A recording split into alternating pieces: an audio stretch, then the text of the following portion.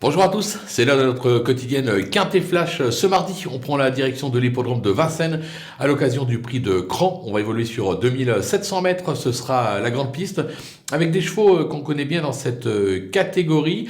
Une course assez ouverte mais qui devrait nous permettre de poser quelques bases solides.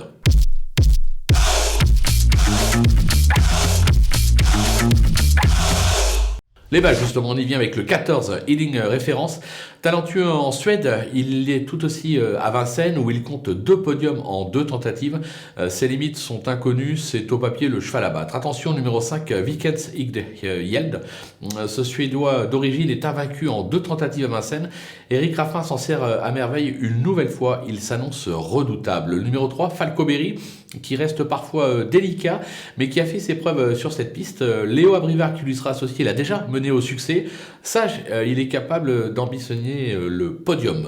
Les opposants avec le numéro 7, Fragonard Dello, qui est revenu au mieux, comme l'atteste son récent succès acquis à ce niveau et sur cette piste, toujours extra de forme, il devrait logiquement confirmer. Le numéro 1, Fakir de Mahé, qui a déçu dernièrement, mais qui a prouvé par le passé qu'il valait un tel lot. Sage, il est capable de montrer un tout autre visage, attention à lui. Le numéro 6, Vaprio, qui vient de bien se comporter pour ses débuts à Vincennes, avec à la clé une 3e place dans cette catégorie. Sur sa lancée, il doit une nouvelle fois jouer un bon rôle dans cette épreuve.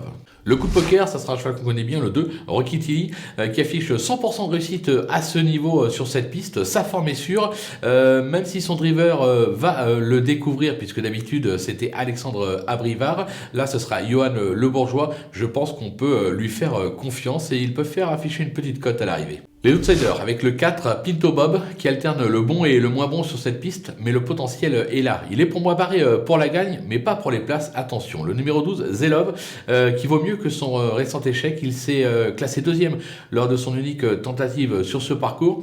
S'il fait un petit peu moins fort cette fois-ci en partant, il est capable de garder un bon lot. Le numéro 8, Domino Dream, alors la régularité n'est pas son fort, on va pas se le cacher, mais il a des titres à ce niveau et sur cette piste.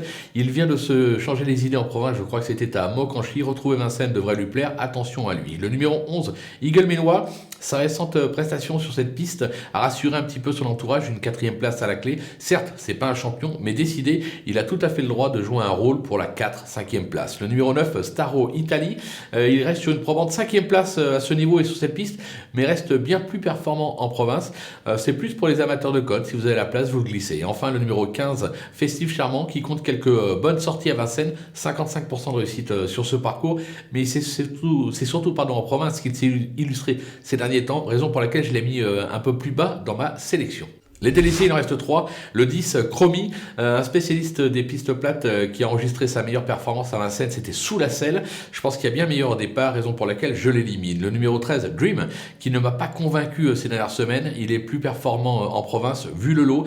Je tente l'impasse sur ses chances. Et enfin, le numéro 16, Holy Water, qui est absent depuis septembre dernier et risque de manquer de conditions, surtout sur cette piste où il n'a jamais véritablement été transcendant, raison pour laquelle je tente l'impasse sur ses chances. Voilà, on a fait le tour de ce beau Quintet Plus. On va se quitter avec ma sélection et mes conseils de jeu. À vous de jouer.